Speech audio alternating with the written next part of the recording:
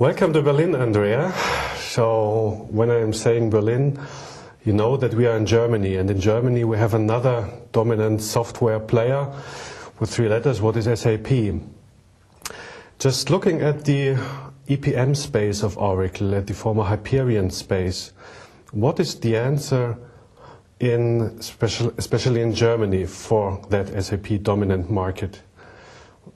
So thanks for having me here in Germany. Actually, just to get right to the core of your answer, I think 2 important points that you already made that I'll pick up on. First of all, Hyperion, and then SAP, of course, as the assumption in Germany.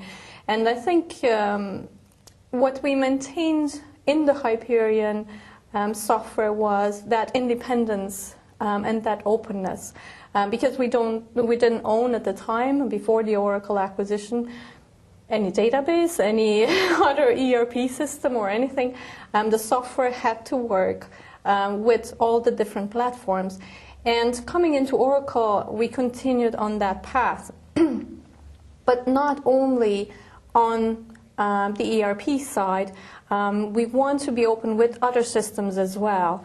And as we talk a lot about engineered systems, as we talk about the cloud and mobile, we want to make sure that the technology that we're building is or can be used on each one of these new platforms, like an engineered system being a totally new platform in my mind. So I think it's quite important to understand the effort we put, and it shouldn't be underestimated, the effort that is being put to make sure that we support our existing customers, of course, but we also help new customers if they want to go onto different platforms. We support that. So it's not just working with SAP per se, but being open in general and open to new developments in hardware architecture and software. Mm. In a few words, what is the EPM vision you drive from Oracle? So the strategy, the visionary aspect behind EPM and Hyperion software. Mm.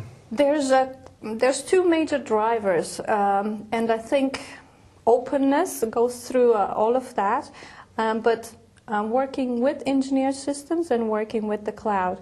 And what we're doing is making sure that the same application that is on premise can run on the cloud, can run in engineered systems. So if customers want to transition from one to the other, they know the software already, users are trained, is an easy transition, or an easier transition because they have all that background. They have built a lot of skills, they have the implementations that they have done, and to have an easier transition. So the choice of a new system, like an engineered system, or going to the cloud even, shouldn't be getting stuck because of the EPM application. It should be just a given. Yes, EPM works, so the decision is whatever else we need to figure out internally from an IT or hardware standard perspective. So we want to make that easy for them. You mentioned the cloud. What kind of adoption do you see right now? Because EPM usually deals with financial data. Yeah. Financial data is kind of sensitive data. Do you see any adoption right now in that EPM Hyperion space for the cloud? Yeah, and I think it's one thing we have to recognize. The tools that existed, let's say 7, 8 years ago, were different than they are today. So if we look at EPM 7 years ago, it was mostly consolidation and planning, where now each one of these became more of a platform. And for example, I wanted to think about tax provisioning as an add-on to the consolidation platform and looking at the financial close. And in some of these areas, as we expand the platform as it's still a consolidation core, but it's a closed platform, some of these areas, or on the planning side the same, we do get quite a bit of interest for the cloud. At the core, for consolidation, for example, the regulations across Europe are different related to data, and of course companies need to follow the country regulators. It is the law.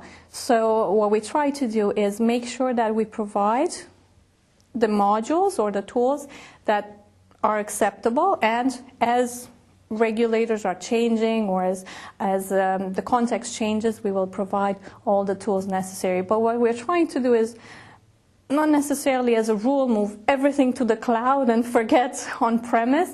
That's why our strategy is to maintain all, just to be sure that we cater to the customers, because not everybody moves at the same speed or has the same needs. But there's many business cases. We see even banks or other institutions that are heavily regulated that find business cases for putting certain parts of EPM in the cloud, even planning, disclosure management, certain things that they are considering for the cloud. So I think the adoption will be gradual, but certain areas of the EPM suite will go faster than others. Andreea, many thanks for the information and have a good trip back home. Thank you very much, Robert.